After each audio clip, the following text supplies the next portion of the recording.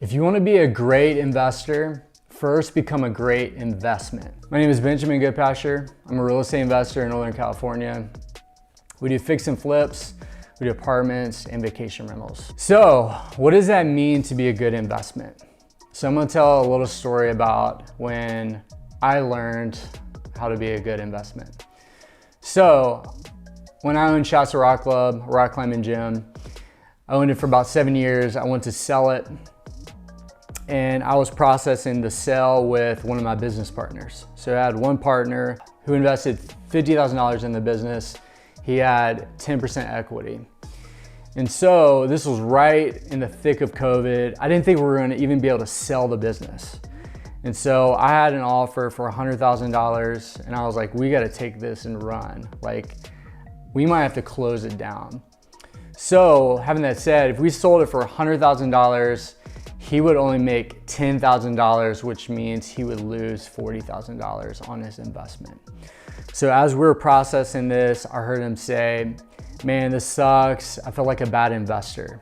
In that moment, I felt like I heard God say to me, if you don't pay him back the $50,000 he invested, that doesn't make him a bad investor. That makes you a bad investment. That fully rocked me.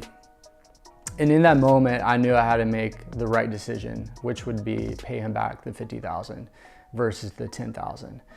And so in my head, that was a really hard decision because I needed that money for other projects, other things I was doing. And it was a sacrifice. Like on paper and in business, I technically didn't have to pay him that money. By the contract, by our operating agreement, it said I only owed him 10% of the sale, $10,000. But in that moment, I had this conviction that I needed to pay him back the $50,000 so that I would be a good investment. And so I did pay him back the $50,000, and that was something that I am proud of. It was a really hard decision. It was a sacrifice. But in that moment, I was like, I think he needs it more than me. He was going through some stuff, wanted to buy a house. And so it kind of brought me back to my core values, which is one of them is generosity. And so I think that is important when you make decisions, is to actually go back and be like, okay, who am I? Because that decision wasn't about him, it was about me. It's about making decisions based on who I am, my core values, and the way I want to be, the way I want to live life. And so if I want to be a generous person, then that led me to doing the right thing. So if you want to be a good investment, I think there's a couple key takeaways here.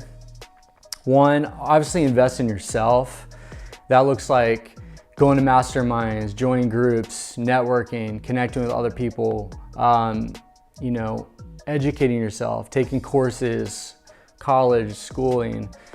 That's really important. Another thing I think is important is, especially if you're a young investor or a business owner or have ambitions to start a business, you probably don't have money. You probably need to borrow money. You probably need to find investors or bank loans. And one of the key things is just building trust with people. Doing what you say you're gonna do. So if you have a business plan or you have a loan payment, making sure those payments are happening every month on time, and just building trust. Like, trust is massive. Like, if you follow through with what you say you're gonna do, people are more likely to invest in you again. And if you're young and you're ambitious, you're probably gonna have more business ideas, more properties, more opportunities. The more you build trust, the more opportunities are gonna come your way. And so I really do believe that decision was pretty foundational for me with what I've been doing today. Because I was in 2020. Now we're in, towards the end of 2022, and we've seen a lot of success. And I do think success comes from doing the right thing. I think when you do the right thing, when you treat people well, when you're generous to people, life is generous to you. So if you're out there and you're like, I want to be an investor, focus on yourself, see yourself as an investment.